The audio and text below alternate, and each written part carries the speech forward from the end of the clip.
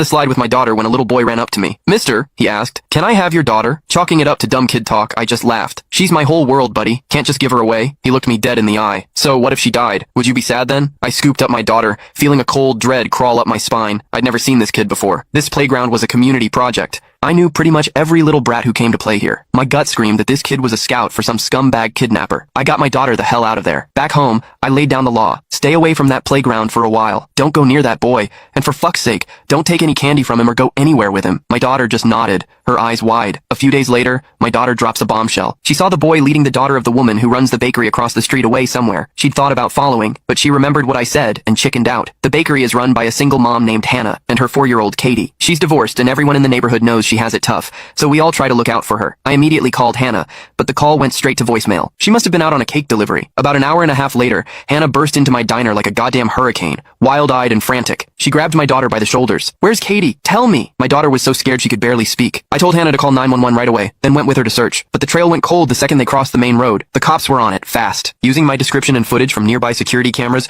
they found the boy that same night. His name was Leo. Leo swore up and down he hadn't taken Katie. His parents backed him up, lying through their teeth that their son had been home all day. The cops showed them the surveillance footage, blowing their bullshit story to pieces. That's when Leo, the little shit, finally mumbled, "I'm not 12 yet, so I don't have to go to jail, right?" Leo led us to a derelict construction site nearby and pointed to a small, freshly dug pit in the ground. "She's in there." The cops dug away the loose dirt and found a styrofoam cooler, the kind you get from Amazon deliveries. They pried the lid open. Katie was crammed inside, curled into a ball. Her eyes were wide open, her mouth slightly agape, her face a mask of pure terror. Hannah just fucking broke. She lunged at Leo, trying to tear him apart, but the cops managed to hold her back. The police had Leo recount the whole thing. His clarity, his step-by-step logic, sent a fucking icicle through my heart. Leo said he found the pit at the construction site and got the idea to bury something alive in it. First, he tried a stray cat, but it scratched its way out immediately. A failure. So, Leo switched his target to a kid. But the hole was too small, so the little psychopath tied 2 shoelaces together to measure the pit's dimensions. Whenever he found a potential target, he'd measure them with the shoelace first before trying to snatch them. He also said he only picked little girls. They were easier to control, and he added, "Their bodies are softer, easier to fold." "Did you kill her first, then put her in?" one of the cops asked, his voice tight. Leo shook his head. "I had her lie down in it herself." He'd set up a sick game. First, he had Katie lie down in a couple of big cardboard boxes and gave her chocolates,